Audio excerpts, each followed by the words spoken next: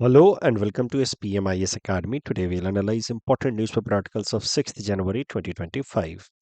Please note you can download the PDF version of today's newspaper analysis by clicking the link given in the comment section.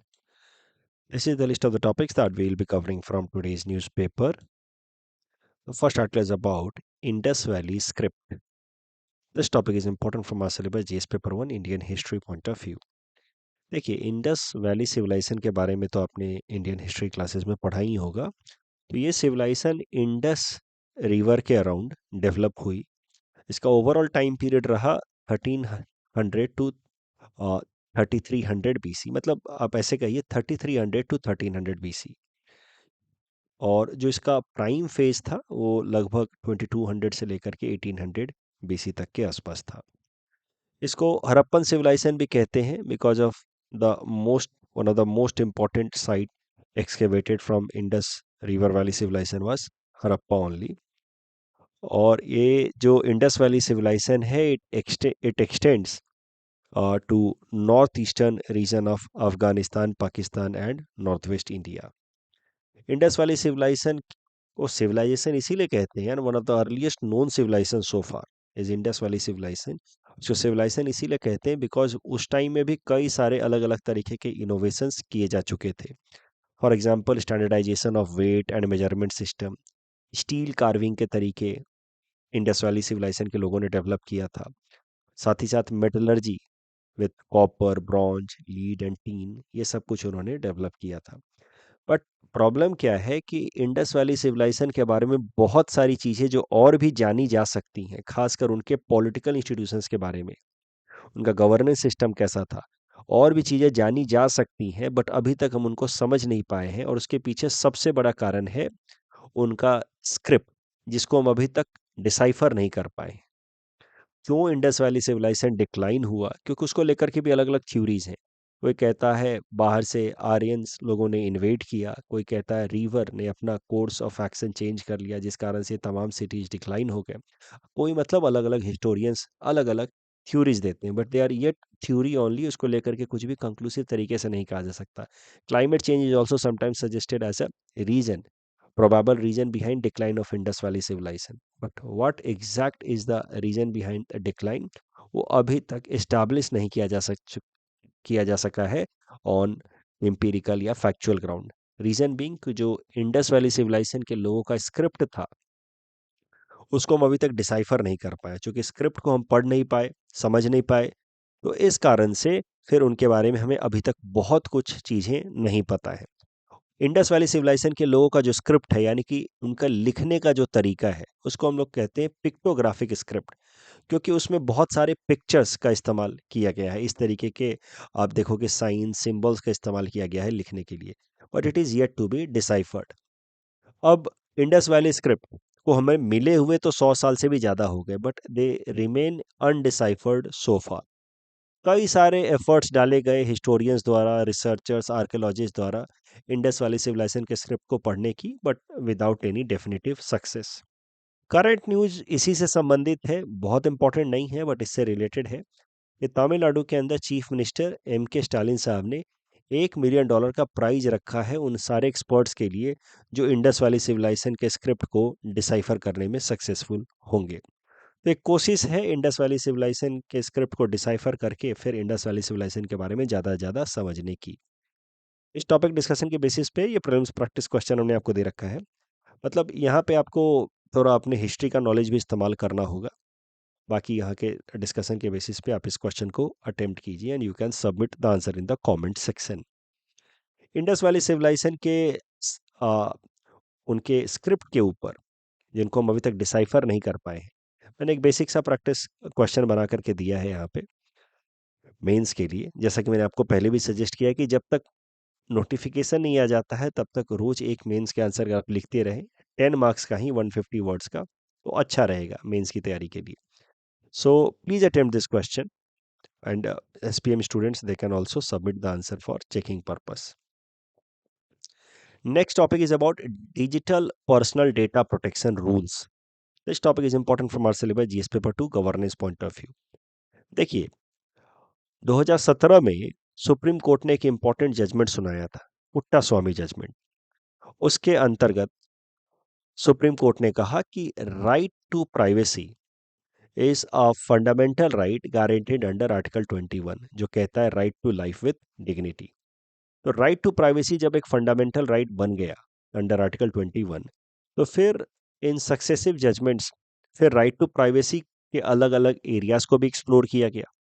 तो फिर supreme court ने एक successive judgement में कहा कि right to privacy का एक हिस्सा होना चाहिए राइट टू इंफॉर्मेशनल प्राइवेसी, कि मतलब हम लोग अपने खुद से संबंधित जो भी इंफॉर्मेशन पब्लिक डोमेन में डालते हैं, खासकर सोशल मीडिया प्लेटफॉर्म्स पे थ्रू इंटरनेट सर्विसेज, वो सारे हमसे संबंधित इंफॉर्मेशंस उनको भी प्रोटेक्ट करके रखा जाना चाहिए, क्योंकि अगर उनका लीक होता है, उनका मिसयूज होता है बिना हमारे कंसेंट के, so that would be violation of our informational privacy.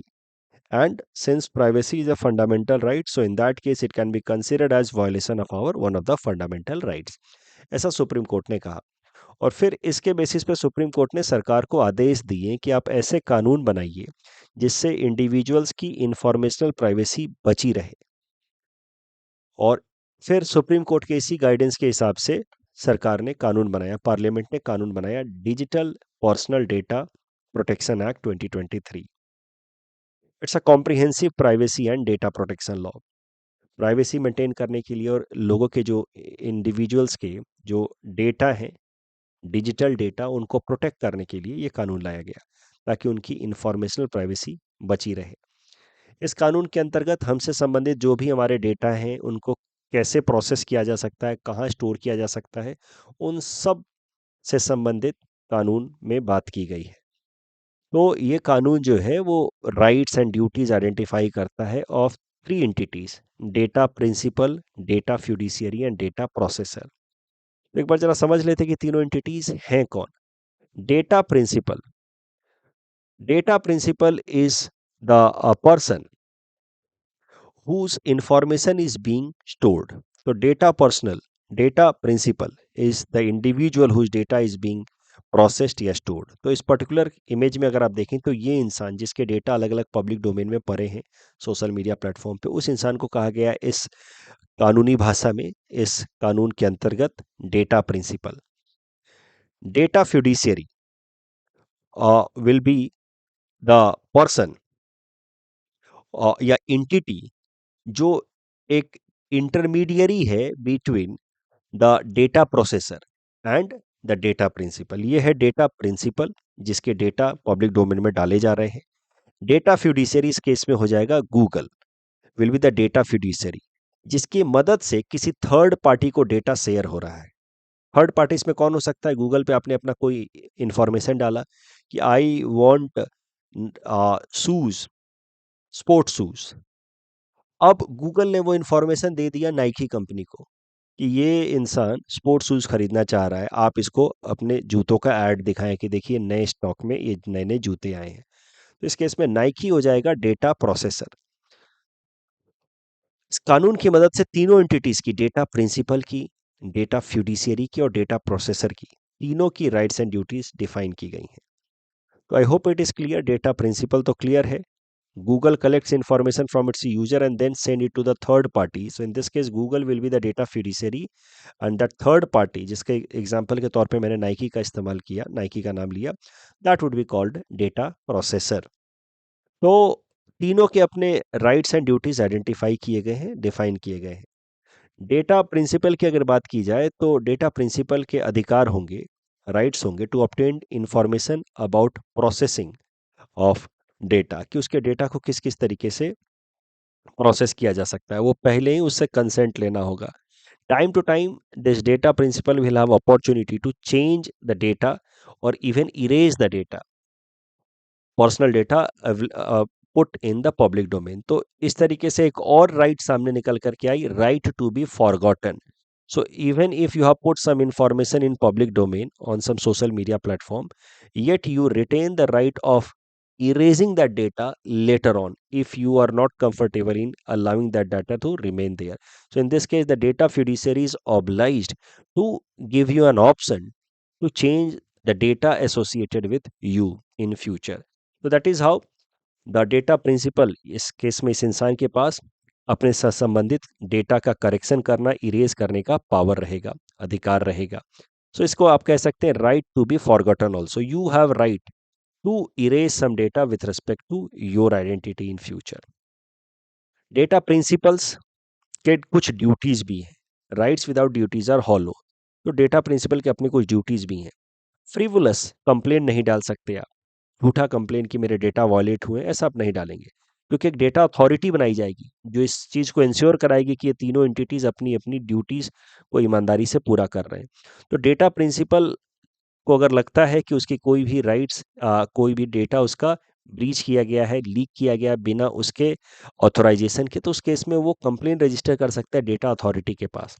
But वो कंप्लेन फ्रीवुलस, मतलब झूठा कंप्लेन नहीं होना चाहिए।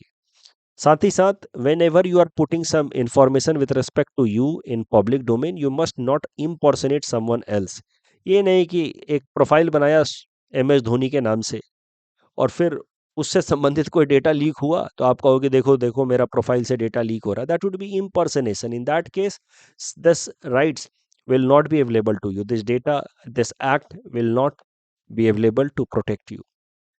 साथ ही साथ डेटा फिड्यूशियरीज और डेटा प्रोसेसर्स के भी अपने राइट्स एंड ड्यूटीज डिफाइन किए गए पूरी तरीके से। जैसे डेटा फिड्यूशियरी की बात की जाए तो इसकी जिम्मेदारी होगी, जैसे इस केस में गूगल की जिम्मेदारी होगी टू इरेज पर्सनल डेटा। जैसे ही ऐसा कुछ रिक्वेस्ट आता है कि मेरे पर्सनल डेटा को आप मिटाएं, या फिर एक बार जब पर्पस पूरा हो गया उस डेटा को देने का ऑन पब्लिक डोमेन, जिस पर्पस के लिए आपने वो डेटा दिया था, प्रोफाइल बनाई एंड कुछ आपने सर्च किया, उसके बाद once the purpose is met तो उसके बाद डेटा को आपको डिलीट करना है, डेटा फिड्यूशियरी को। साथ ही साथ data fiduciary is also required to build a reasonable security safeguard. ऐसा सेफगार्ड आप बनाए कि डेटा लीक ना हो, ब्रीच ना हो। अब ये तो हो गई डेटा प्रोटेक्शन एक्ट की बात। अब ये कानून बने हुए 1 साल से भी ज्यादा हो गया है, बट कानून को इम्प्लीमेंट करने के लिए रूल्स बनाने होते, स्पेसिफिक रूल्स, क्योंकि कानून तो मोटी मोटी ब्रॉडर बातें होती हैं। It can not be implemented as it is. तो फॉर दैट रीजन एक बार जब कानून बन जाता है पार्लियामेंट द्वारा, लेजिस्लेचर्स द्वारा, तो उसके बाद एग्जीक्यूटिव्स की जिम्मेदारी होती है कि उस कानून को इम्प्लीमेंट करने के लिए स्पेसिफिक रूल्स बनाए। इसी को कभी कभार हम लोग डेलीगेटेड लेजिस्लेशन भी कहते हैं। अब ये रूल्स जो है वो अब जाकर के बनाया है भारत सरकार ने। Draft digital personal data protection rules 2025। The rules have been brought currently under this Digital Personal Data Protection Act to give this act implementation. इस रूल को अभी ड्राफ्ट रूल कहा जा रहा है क्योंकि इस रूल को फाइनलाइज नहीं किया गया है। सरकार ने बस इसको पब्लिक डोमेन में रखा है और लोगों से उम्मीद है कि वो अपना अपना फीडबैक सबमिट करें with respect to the rules by 18th February. Any citizen can submit their feedback on the rules released to implement this act through MyGov portal, and the final date for submission is 18th February 2025. इस topic discussion के basis पे prelims practice question हमने आपको दे रखा है। Please attend this question and submit the answer in the comment section. The next article is about life sprouts in space. This topic is important from our syllabus GS paper 3 science and technology point of view. देखिए, हाल फिलहाल में हमने PSLV का C60 mission के बारे में देखा था, न्यूज़पेपर एनालिसिस में ही देखा। इससे संबंधित हमने पोएम का कॉन्सेप्ट देखा था कि PSLV ऑर्बिटल एक्सपेरिमेंटल मॉड्यूल, जिसके अंतर्गत जो PSLV का जो 4th स्टेज रॉकेट इंजन है, वो सैटेलाइट को अपने ऑर्बिट में लॉन्च करने के बाद it will establish itself in an orbit around the earth, और वो अर्थ के अराउंड ऑर्बिट करता रहेगा, और जिसकी मदद से फिर हम और भी कुछ भविष्य में एक्सपेरिमेंट्स कर पाएंगे। तो पोएम तो we have already seen in the newspaper analysis. I hope आपको याद आ रही होगी बात। पिछले 5-6 दिनों में हमने देखा है स्पेडेक्स मिशन लॉन्च हुआ। स्पेडेक्स मिशन को, जिसमें डॉकिंग एंड अनडॉकिंग को इसरो टेस्ट करेगा, जो बाद में चंद्रयान 4 में काम आएगा। स्पेडेक्स को लॉन्च किया गया PSLV C60 लॉन्च व्हीकल की मदद से, और ये जो लॉन्च व्हीकल है, इसका जो 4th स्टेज है वो जा करके अपने आप को ऑर्बिट में स्टैब्लिश कर देगा अराउंड द अर्थ, जिसको हम लोग कह रहे हैं पोएम। तो पोएम में तो 24 अलग अलग तरीके के इंस्ट्रूमेंट्स या पेलोड एसोसिएटेड थे। उसमें से एक पेलोड या इंस्ट्रूमेंट ऐसा भी एसोसिएटेड है जिसमें कुछ ऐसे आप कहिए स्प्राउटेड सीड्स डाले गए हैं। सी काऊ पी के सीड्स डाल करके भेजे गए थे। मतलब एक तरीके का चना है जिसके सीड्स को डाल करके पीएसएलवी का जो फोर्थ स्टेज वाला रॉकेट का पार्ट है, जो अपने आप को जाकर के स्टेबलाइज करने वाला था in the space around earth orbit once that SpaDeX mission was launched. तो उसमें 24 अलग अलग तरीके के मॉड्यूल्स कनेक्टेड हैं। उसमें से एक मॉड्यूल है जिसका नाम है crops, compact research module for orbital plant studies. ये क्रॉप्स के अंदर काऊ पी के सीड्स डाल करके भेजे गए स्पेस में, ताकि हम देख पाएं कि स्पेस के अंदर सीड्स जर्मिनेट होते हैं कि नहीं। और अच्छी बात यह है कि ये जो एक्सपेरिमेंट है ये सक्सेसफुल हुआ है। जो काऊ पी के सीड्स भेजे गए स्पेस में with help of this PSLV C60, वो सीड्स जर्मिनेट हुए हैं। तो उनमें से थोड़े थोड़े आप कह सकते हैं कि सीड से अंकुरित होकर के स्प्राउट होकर के उसमें से धीरे धीरे नए छोटे छोटे ब्रांचेस निकल रहे हैं। सून वी कैन एक्सपेक्ट कि sprouted seeds will lead to leaves as well, पत्ते भी निकल आएंगे। तो अब ये आप सोच रहे हो कि ये कौन सी बड़ी बात हो गई, जमीन पे रहता तो वैसे ही sprouted seeds would lead to leaves. Cowpea के सीड्स जर्मिनेट हो गए, स्प्राउट्स दे रहे हैं, तो ये कौन सी बड़ी बात होगी। देखिए बड़ी बात इसमें ये है कि जैसे स्पेस में हम जाते हैं ग्रेविटी लगभग नेग्लिजिबल हो जाती है, हम कह सकते हैं माइक्रो ग्रेविटी। तो साइंटिस्ट हमारे ये स्टडी करना चाहते हैं कि माइक्रो ग्रेविटी में भी क्या प्लांट्स जर्मिनेट कर सकते हैं, क्या वो स्प्राउट कर सकते हैं। और ये जो सक्सेसफुल टेस्ट है इसके बाद अब भविष्य में स्पेस फार्मिंग के तरफ भी एक अपॉर्चुनिटीज खुल रही है। So the experiment, the successful experiment of sprouts germination of cowpea in space, it has opened possibilities of space farming। और स्पेस फार्मिंग होगी तो long term settlement on other celestial bodies like moon and Mars, इसके लिए भी possibilities open होंगी। So this successful experiment, it demonstrates the potential of cultivating plant in controlled environment even in long term space missions। तो हमारे भविष्य में सोचिए international space station में हमारे जो एस्ट्रोनॉट्स हैं वो वहाँ पे एक तरीके से खेती करें, स्प्राउटेड सीड्स को जर्मिनेट करें, वहीं से वो अपने खाना को प्रोड्यूस करें। तो long term stay in space and other celestial bodies like moon and Mars को हम लोग एक्सप्लोर कर सकते हैं after this successful experiment.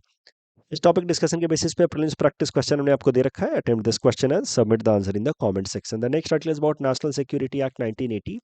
This topic is important for our syllabus GS paper 3 internal security point of view. ये जो national security act है 1980 का, it is a preventive detention law. मतलब इस कानून के अंतर्गत किसी के इंसान को डिटेन किया जा सकता है बिना उसके किसी क्राइम किए हुए भी।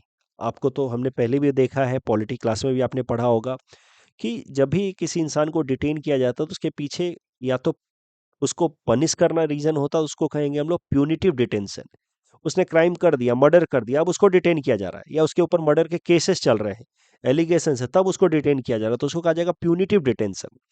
मतलब उसने या तो कोई क्राइम किया है या शक है, हमें एलिगेशन है कि उसने क्राइम ये किया होगा, तब अगर डिटेन किया जाए तो उसको कहा जाता है प्यूनिटिव डिटेंशन। बट जब अथॉरिटीज को अच्छे से पता होता है कि इसने ना कोई क्राइम किया है, ना कोई हमें शक है, लेकिन हमें ऐसा लगता है कि भविष्य में कुछ क्राइम कर सकता है, उस केस में जब उसको डिटेन किया जाता है तो इस तरह के डिटेंशन को कहा जाएगा preventive detention. Such detentions are done in order to prevent an individual from committing a crime in future. So national security act भी एक तरीके का प्रिवेंटिव डिटेंशन लॉ है which empowers the government to detain individuals to prevent them from acting in a matter or in a manner which could be threat for national security या public order। तो हमें लगता है कि भविष्य में कुछ नेशनल सिक्योरिटी के लिए खतरा बन सकता है, उस केस में उस इंसान को नेशनल सिक्योरिटी एक्ट के अंतर्गत डिटेन किया जा सकता है। It is one of the many preventive detention law in India. इसके अंतर्गत एक इंसान को 12 महीनों तक बिना ट्रायल के भी डिटेन करके रखा जा सकता है। इनफैक्ट 10 दिन तक तो उसको बिना बताए हुए कि उसको क्यों डिटेन किया जा रहा है, 10 दिन तक तो उसको नेशनल सिक्योरिटी एक्ट के अंतर्गत बिना किसी चार्जेस के, बिना किसी इंफॉर्मेशन के भी डिटेन किया जा सकता है। तो हमें और आपको पुलिस डिटेन कर सकती है। 10 दिन तक तो उनको बताने की भी जरूरत नहीं कि वो क्यों हमने डिटेन किया। 10 दिन के बाद वो बताएंगे कि हमें लगता है कि तुम दंगे कर सकते हो, और ऐसा बता करके वो हमें 12 महीने तक डिटेन कर सकती है। स्टेट और central governments can detain individuals under this act. दोनों ही state as well as central governments are allowed to detain individuals. ये कानून मेनली लाया गया है ताकि देश की सिक्योरिटी बनी रहे, लॉ एंड ऑर्डर बना रहे, साथ ही साथ जो एसेंशियल सर्विसेज हैं उनकी सप्लाई बनी रहे। अदरवाइज लोग क्या करते हैं, कई बार अपनी मांगे पूरी करने के लिए सड़कों पे धरना देने बैठ जाते हैं, रेलवे को रोक देते हैं। तो उस केस में एसेंशियल सर्विसेज, कहीं फूड की डिलीवरी, मेडिसिन की डिलीवरी रुक जाती है, उस केस में भी नेशनल सिक्योरिटी एक्ट का इस्तेमाल किया जा सकता है। साथ ही साथ it is also helpful in preventing espionage. दूसरे देश के जो स्पाइस हैं वो हमारे देश के अंदर अलग स, स, इन, कुछ भी ऐसी एक्टिविटीज ना करें जिससे क्रिटिकल इंफॉर्मेशन लीक हो, टेररिज्म को ना फैलाएं, smuggling, arms smuggling, drug smuggling, इस तरह की एक्टिविटीज को रोकने के लिए भी ये कानून का इस्तेमाल किया जाता है। बट इस कानून को लेकर के हाल फिलहाल में बहुत क्रिटिसिज्म हो रहा है, क्योंकि बहुत सारे ऐसे ह्यूमन राइट एक्टिविस्ट हैं, उनका मानना है कि इस कानून का मिसयूज हो रहा है फॉर पॉलिटिकल पर्पस। जो भी कोई पॉलिटिकल डिसेंट दिखाता है अगेंस्ट द रूलिंग पार्टी, तो उसके खिलाफ नेशनल सिक्योरिटी एक्ट लगा कर उसको जेल में डाल देते हैं। साथ ही साथ this law is considered to be violative of two important fundamental rights, article 21 right to life and liberty. तो कहीं ना कहीं इंसान की लिबर्टी तो वॉयलेट हो रही है, उसको प्रिवेंटिव डिटेंशन लॉ में आप जब जेल में डाल देते हैं जबकि उसने कोई क्राइम भी नहीं किया, तो it is violation of right to life and liberty. और दूसरा article 22 which says which ensures protection against arbitrary detention. तो ये दो फंडामेंटल राइट्स का भी वायलेशन की तरह देखा जा रहा है नेशनल सिक्योरिटी एक्ट को। हाल फिलहाल में नेशनल सिक्योरिटी एक्ट कई सारे केसेस में इन्वोक किया गया। उसमें से कुछ केसेस में तो ऐसा देखने को लग रहा है कि पॉलिटिकल वेंडेटा भी कर रही है, मतलब सरकार जानबूझ करके टारगेट कर रही है उनके अगेंस्ट आवाज उठाने वाले लोगों को। ये सब कुछ एनालिसिस हो गई नेशनल सिक्योरिटी एक्ट से संबंधित। इससे मेंस में सवाल पूछा जा सकता है इंटरनल सिक्योरिटी में। न्यूज में क्यों है, क्योंकि मणिपुर के अंदर तो आपको पता है पिछले 1.5 साल से लॉ एंड ऑर्डर सिचुएशन जो है वो खराब हो रखी है। और वहां पे जो नए गवर्नर अभी अपॉइंट किए गए हैं, अजय कुमार भल्ला जी, उन्होंने one of the earliest suggestion दिया है कि मणिपुर के अंदर नेशनल सिक्योरिटी एक्ट इंप्लीमेंट कर दिया जाए, और इसको इस्तेमाल करके जो भी इंसान लॉ एंड ऑर्डर डिस्टर्ब करने की कोशिश कर रहा है सबको डिटेन किया जाए, तभी जाकर के लॉ एंड ऑर्डर को रिस्टोर किया जा सकता है मणिपुर के अंदर। New governor suggest use of NSA in Manipur. This news is not that important, but knowing NSA, its pros and cons is important, इसलिए मैंने न्यूज़पेपर एनालिसिस में कवर किया। Please attempt this question and submit the answer in the comment section. Next article is about 1978 anti-conversion law in Arunachal Pradesh. जो कि north east का state है, prelims perspective से, APSC prelims perspective से important हो सकता है। छोटा सा न्यूज है। अरुणाचल प्रदेश की पहली लेजिस्लेटिव असेंबली, अरुणाचल प्रदेश बना पहले union territory with legislative assembly, बाद में इसको फुल फ्लेजेड स्टेटहुड मिला।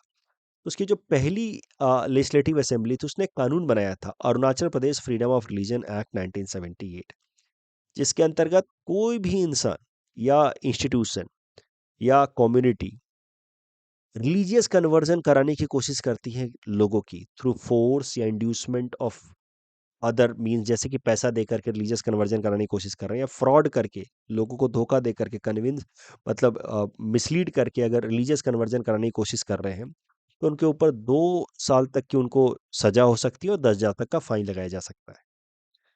और साथ ही साथ रिलीजियस कन्वर्जन फोर्सफुल तरीके से ना हो, किसी भी तरीके के मिसलीडिंग तरीके से ना हो, इसके लिए इस कानून के अंतर्गत नियम बनाएगा कि हर एक इंसान जब रिलीजियस कन्वर्जन करेगा तो that conversion must be reported to the deputy commissioner. ये कानून लाने के पीछे कारण ये था कि अरुणाचल प्रदेश की जो सोसाइटी है उसमें अलग अलग एथनिक कम्युनिटी के लोग रहते हैं विथ डाइवर्स फेथ, जैसे कि Mahayana and Theravada Buddhism is the most predominant one. लेकिन क्रिश्चियन मिशनरीज के ऊपर ऐसे एलिगेशंस लग रहे थे कि वहाँ के क्रिश्चियन मिशनरीज जो है धीरे धीरे सब लोगों को क्रिश्चियनिटी में कन्वर्ट कर रही हैं थ्रू मॉनेटरी इंड्यूसमेंट, पैसा दे करके। तो इसको रोकने के लिए मेनली ये कानून लाया गया था। पर जब से ये कानून लाया गया तब से इसको काफी अपोज भी किया गया। अरुणाचल प्रदेश की एक सोसाइटी है, अरुणाचल क्रिश्चियन फोरम, उसने बार बार अपोज किया कि ये कानून एंटी क्रिश्चियन लॉ है, और शायद से यही कारण है कि जब से कानून लाया गया तब से इसको इम्प्लीमेंट नहीं किया गया। I have already told you today only कि एक्ट तो लेजिस्लेटिव बॉडी से बन करके आता है, but the executives, the government has to bring rules to implement that act, और वो रूल इस कानून के लिए आया ही नहीं पिछले 46 ईयर्स में भी। This act was passed in 1978, but the rules were never notified in order to implement this act. अब न्यूज ये है कि after 46 years the government has decided कि now they will come up with rules to implement this act, and this act will now be implemented within 6 months. इसी कारण से काफी फिर से प्रोटेस्ट हो रहा है अरुणाचल प्रदेश के अंदर, चूंकि नॉर्थ ईस्ट का की बात है तो एपीएससी के प्रीलिम्स में भी इससे रिलेटेड प्रश्न पूछा जा सकता है। इस टॉपिक डिस्कशन के बेसिस पे प्रीलिम्स प्रैक्टिस क्वेश्चन हमने आपको दे रखा है। Please attempt this question and submit the answer in the comment section. Neighbourhood first policy से संबंधित जो क्वेश्चन है उसमें second and fourth statement are wrong, और यहाँ पे 1915 होगा, 17 नहीं होगा, बाकी दो स्टेटमेंट सही है। न्यूट्रिनोस हाई मास नहीं होता, उनका मास नेग्लिजिबल होता है, बाकी तो सेकंड स्टेटमेंट सही है, घोस्ट पार्टिकल है। यहाँ पे ministry of commerce and industry होगा, ना कि ministry of road transport. That's all from our side for today, thanks for watching.